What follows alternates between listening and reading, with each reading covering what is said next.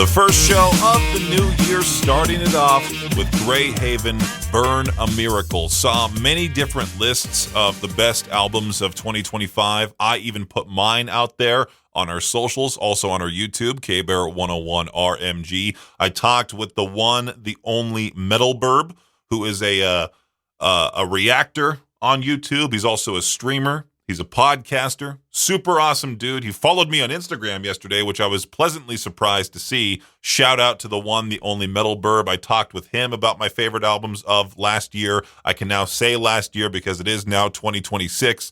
I saw Grey Haven on many of those lists. I am just now checking it out. Burn a Miracle, one of those tracks off of that album. I'm a little upset with myself for not keeping track of all of my picks from 2025 to put out there as a playlist for listeners to enjoy. I am going to stick with it this year. Really make sure that any song I play right here at 2 p.m. to kick off the afternoon show will get put on that playlist. And at the end of the year, I'll release it. I'll make sure it's public so everyone can listen to it and enjoy my picks of 2026. The Office closed early today, right at 2 p.m. So I'm doing this show through the magic of radio from the Classy 97 studio. I'm pre-recording this entire thing as of 10:45 this morning. Speaking of Classy 97, we launched a new giveaway. Ghost is going to be at the Delta Center on February 10th. And starting on Monday, the wonderful hosts of this studio that I'm in, Josh and Chantel. I'm in Josh's seat right now. Josh and Chantel, they are going to narrate or do some type of jingle with Ghost lyrics that I gave the both of them. Starting on Monday, listen out for those lyrics and then be caller 20 at 208-535-1015 in order to win tickets to the show. It's the Skeletor World Tour. Victor already made fun of me for getting the tour name wrong in the promo. The Skeletor World Tour, not the Skeletor World Tour, the Skeletor World Tour, making its way to Salt Lake City, February 10th. That show is coming up close. Ghost at the Delta Center. If you don't want to try to win tickets with us, well, you can certainly buy them. Make sure to go to the proper ticketing website. You can find the show on our concert calendar, as well as many other shows for this year at riverbendmediagroup.com/calendar. Let me say that again, riverbendmediagroup.com/calendar. You can also find the shortcut to the concert calendar at at the KBear 101 app. It says concert calendar right there on the menu. Click on it. It'll take you directly to it. This entire show, I'm not going to be here because, like I said, I'm pre-recording this as of like almost 11 a.m. this morning. So if you try to get a hold of me, I'm not in the studio. I'll see you on Monday. There will still be a full afternoon show. Don't get me wrong. I'm just not here with you. As a kid, I would also say a teenager, I really wanted to go to New York City at some point in my life to go watch the iconic ball drop. Every year, thousands of people from around the world flock to New York City's Times Square to watch the iconic ball drop ring in the new year. The televised celebration, it looks amazing, right? There's confetti, there's cheers, there's people having a blast, but the reality for those packed into the crowd is far less glamorous. I was looking at this People article. There's hours-long waits. You're shoulder to shoulder with everybody. There's strict security measures. There's limited access to food and bathrooms. I was looking here that people were waiting 19 hours just to have their spot when the ball drops. You know, they're wearing diapers because there's no bathroom access. Wasn't it last year that I was talking about Ryan Seacrest, who I think hosts part of this thing? You know, it's called Dick Clark's Rockin' New Year's Eve or something like that. But Ryan Seacrest and Anderson Cooper and Andy Cohen all host it together. And Ryan Seacrest last year was like, yeah, there's hardly any restaurants open past midnight in New York City. What gives? He has the easiest time with the whole thing. I feel bad for those people who are sardined into the crowd, but then I shouldn't feel bad for them because, well, they decided to go to New York and be a part of the celebration. Las Vegas looked horrible as well. I saw pictures, screenshots of everybody by the Sphere, which was, it looked like everyone was sardined all together. The worst part is that there were people who showed up to the Brooklyn Bridge expecting New Year's fireworks, because fake Instagram pages from people who don't live in New York mixed it up with July 4th. So nothing was happening at the Brooklyn Bridge. People had their phones out. They were ready. Nothing happened.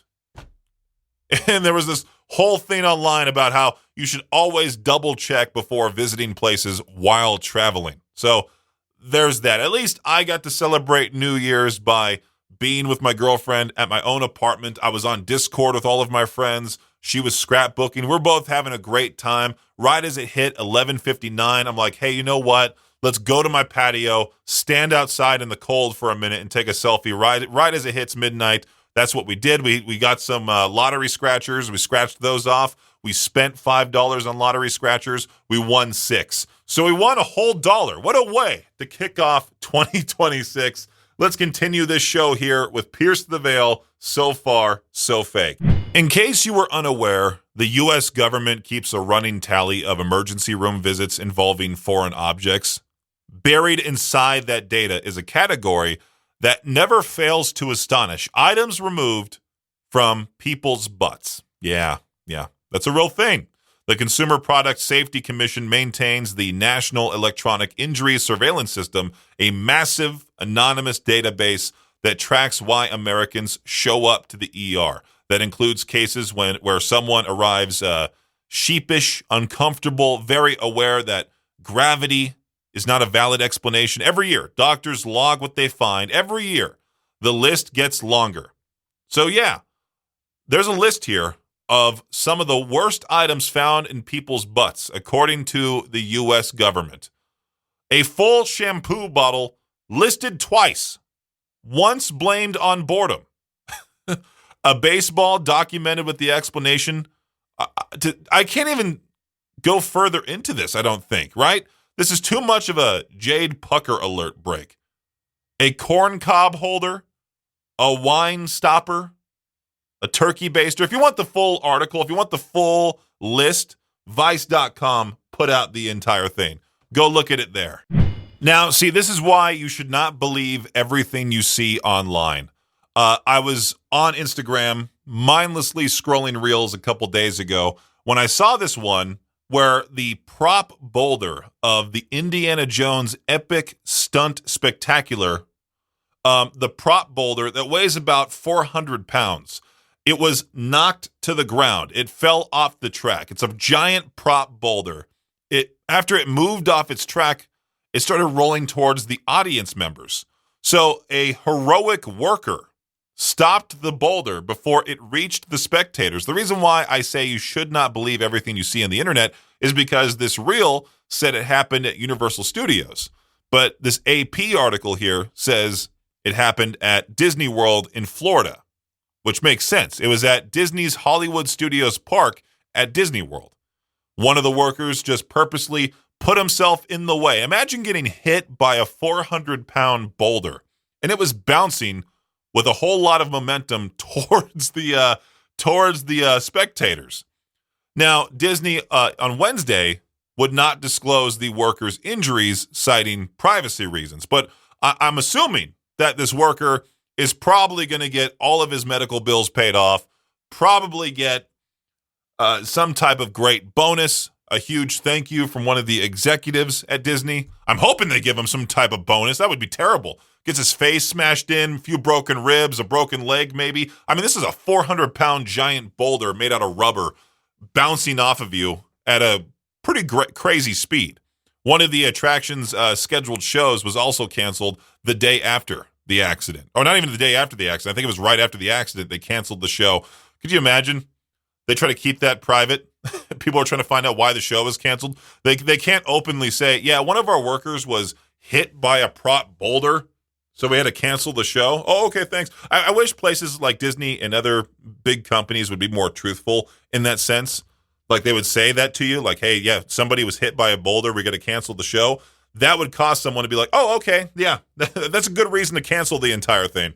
I was taking a look at our concert calendar available to you at riverbendmediagroup.com/calendar. The first show listed on there for this year is January 19th, the Ford Idaho Center Arena, The Offspring with Bad Religion.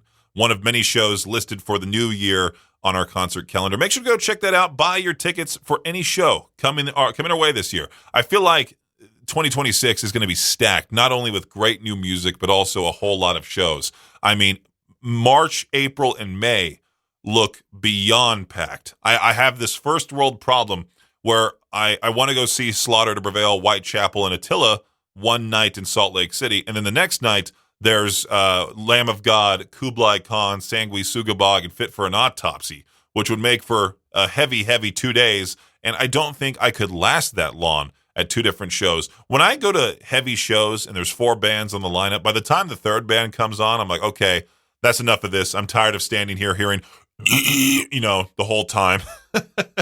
But who knows? That's a funny problem to have, right? Again, check out the concert calendar, always available to you at riverbendmediagroup.com/calendar. It's the new year, and I already messed up. I completely lost track of time. I looked and was like, I completely forgot to do the Shot Clock Sports Update right at the top of the 3 p.m. hour. Instead, I talked about our concert calendar at riverbendmediagroup.com/calendar. Let's take a look at what's happening in sports. Anthony Joshua, he was injured in a major car accident that killed 2 other people. The driver of that car was charged in that fatal crash. The driver allegedly responsible for that crash that injured Anthony Joshua, killed 2 of his trainers, has been charged. I don't know how you say his name. Adonai Mobashilagi. I can't forget it. Never mind. Alex Earl. What's this? What am I looking at here? Oh, apparently Tom Brady is dating a girl like half his age. Go figure. What else is happening here? I mean, is there really nothing happening in sports that's worth talking about? I saw like 3 different articles talking about Tom Brady's relationship. And there's even analysis of Tom Brady and Alex Earl at a party showing Tom Brady here and Alex Earl there. I wish John Madden was still alive so he could do coverage of this entire thing. Like, Tom Brady was at this corner of the room while Alex Earl was at this other corner. They met here right in the middle. Like, that'd be so funny. By the way, speaking of John Madden, I was kind of like skeptical. I was skeptical of Nicolas Cage playing the role of John Madden in his upcoming biopic. But after looking at what Nicolas Cage looks like as John Madden, I'm convinced now. I feel like it's going to be pretty good. I feel like Nicolas Cage might put on a great John Madden voice. I would love to see that movie. I'm not exactly happy that Hollywood keeps putting out these biopics, these remakes as well. But John Madden is an interesting fellow, and there really seems to be nothing else going on. So I'm glad I just kind of briefly looked over or briefly skipped the Shot Clock Sports Update for today. I'm sure it'll be back in full force on Monday when I get finally my proper sports recap sheet instead of scouring TMZ Sports for the latest in sports. We got some Mudvayne here for you now. Sticks and Stones on K-Bear 101. You ever come across something you go, man, I should have thought of that one? You know the guy that created the 10-hour loop of a fireplace on YouTube? Back at home, my family does this thing every Christmas where on one specific TV channel, there's this thing called the Yule log. I believe it's on KTLA. And as we're opening our presents, we have the Yule log on the TV. It's a fake fireplace, obviously, on the TV. And they play the Christmas music station in Los Angeles called Coast 103.5. There's that. Well, the guy who has the available 10-hour loop of a fireplace on YouTube, he has reportedly earned $1 million from it. It's the only upload on the channel. I believe the channel is just called Fireplace 10 Hours, and it has over 156 million views. Again, why didn't I think of that? It's like the pet rock idea. A pet rock, one of the dumbest ideas, but also made that guy a fortune. Man, I'm upset. Was it yesterday that MTV completely just stopped their 24-hour music channels? They ended their final broadcast with Video Killed the Radio Star, the very first video broadcasted by MTV on August 1st, 1981. There was a lot of people in that Reddit thread going, yeah, I stopped watching decades ago, which is probably why they decided to, end the whole thing. There was a lot of talk over the weekend also that I wanted to talk about on the show here today about the old water tower. I mean, clearly back when that was announced, they announced that a new water tower was coming in, people were losing their minds.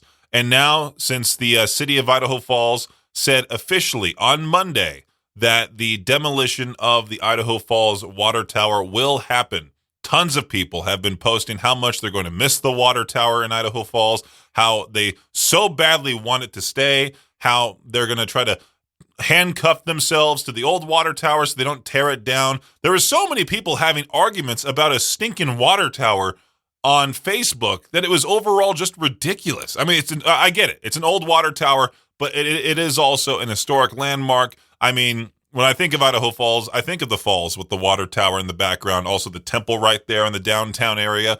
But the new water tower, clearly the new water tower works. Logistically, the old water tower can't stay up. I think I was reading somewhere it would cost like $4 million to try to restore that thing or something like that. I don't know. But overall, it's going away. Complaining on Facebook is never going to change anything, let alone saving the old water tower. Let's play some Windwalkers. Here's Hereditary on K-Bear 101. Now, this is awful. The new year got off to an anticlimactic start for hundreds of people in Birmingham who were tricked into attending a non-existent New Year's Eve fireworks display again.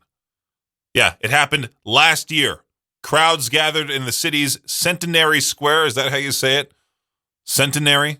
Hoping to catch a glimpse of a pyrotechnics display to welcome in 2026. They were left disappointed, however, after they discovered no display would be taking place. They had all fallen victim to false news spread online.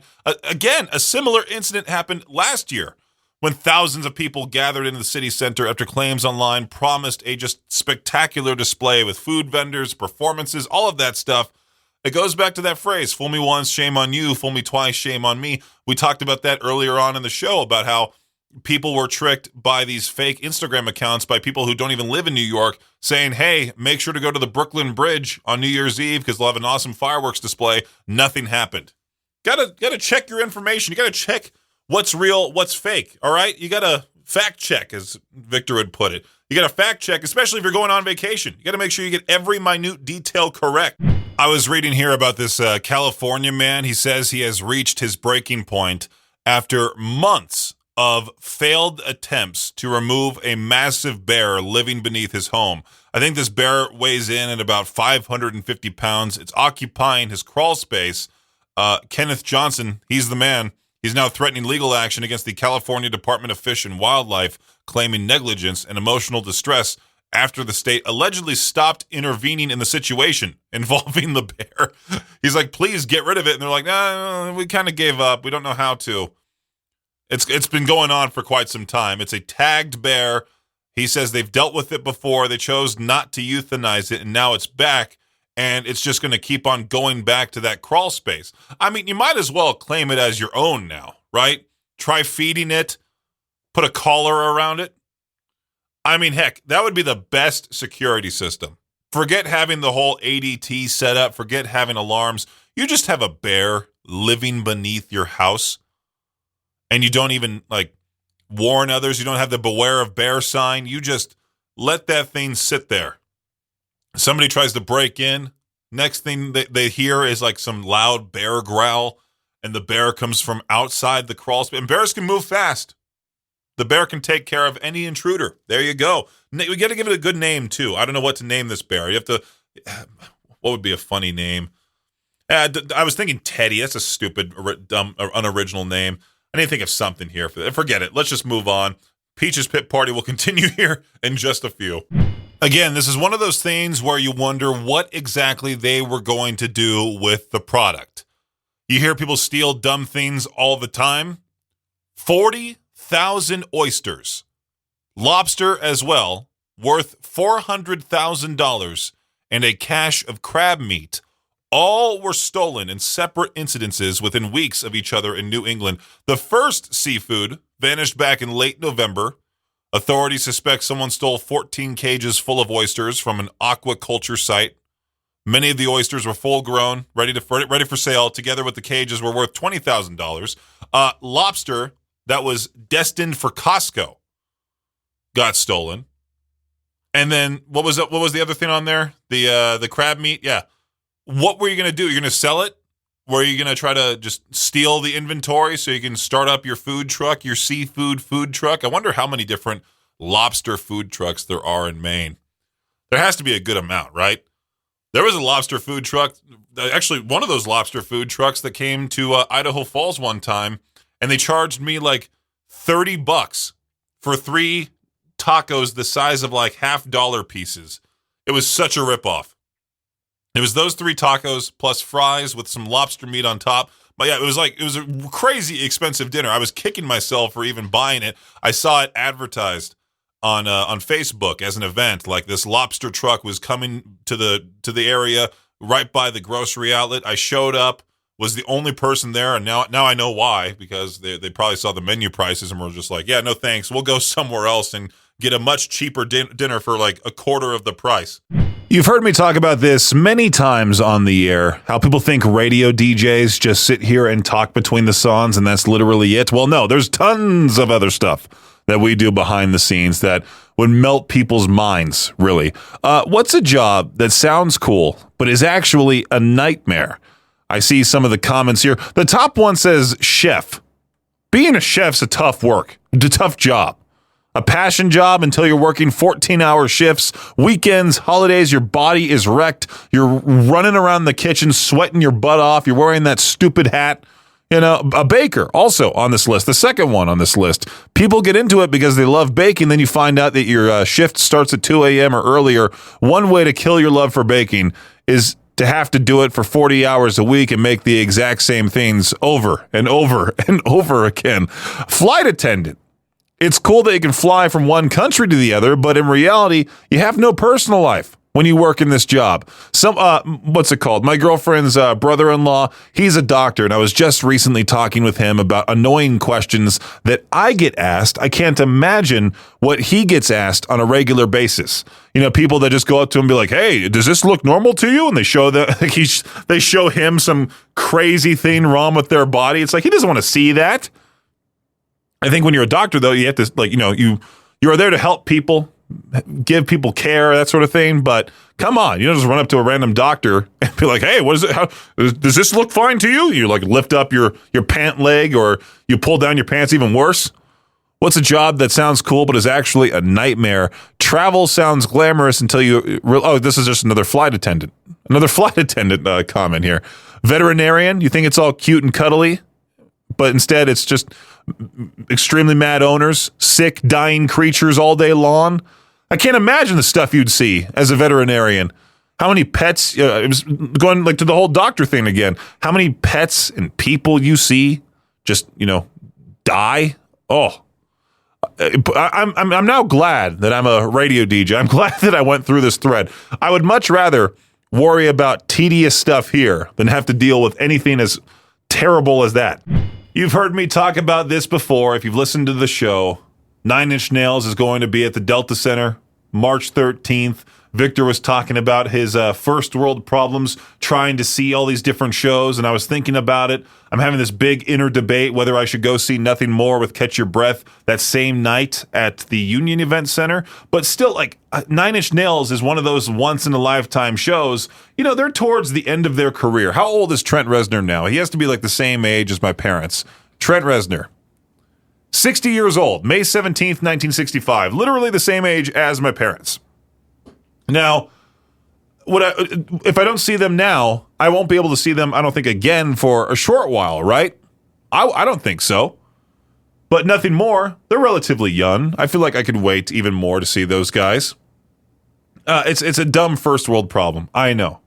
So many shows are stacked up this year, or already stacking up this year. It's looking ridiculous for Salt Lake City, especially. Make sure to check out the concert calendar at riverbendmediagroup.com/calendar. I would love to see this next band live. I don't know if they're ever going to come close to the area again, because all they do are a bunch of different stadium shows. The Foo Fighters. Here's Asking for a Friend on K-Bear 101. I don't think the intro is still working for this, so yeah, this is today's What the Headline. Once again, a Florida man in the news accused of walking into a meat market completely naked, except for a face covering, and robbing it. Kobe Latry Watkins allegedly entered BJ's meat market December 23rd, so it happened still in 2025. I guess he was trying to get his very late entry into the best of Florida man stories for the year. Busted into the cash box, made off with more than $1,000 before fleeing the scene, all while wearing nothing but a mask. Employees told officers he held something wrapped in cloth that they thought was a weapon. Officers tracked him down, took him for a medical evaluation, then booked him on charges. Whole bunch of different ones. No one was hurt. Yeah, that's today's What the Headline. Naked Florida man. Once again, another just stereotypical day in Florida. I wonder what Florida residents actually think. Like, do they see this stuff on the regular, or is it just so covered in the news, but then you go to Florida and nothing like this happens? I mean, my friend Matt is from Naples, Florida, and he's literally in Florida right now on vacation. Maybe I should ask him, like, hey, did you see any cool crimes? Did you by chance see this guy? Was this guy in Naples? Doesn't tell me where he was at. Oh, Lake City. Duh. Yeah. BJ's Meat Market in Lake City. I have no idea where that's at. Hopefully it's close to Naples. And all of a sudden my friend Matt comes up to me and goes, yeah, by the way, I saw this naked man just rob a meat market. That's today's What the Headline right here on K-Bear 101. Thanks for listening to Peach's Pit Party, the podcast. If you enjoyed the show, please share, subscribe, and rate the podcast. Peach's Pit Party is hosted by me, Peaches, a.k.a. Brendan Peach, and is a production of Riverbend Media Group. For more information or to contact the show, visit riverbendmediagroup.com. Until next time, Peach out.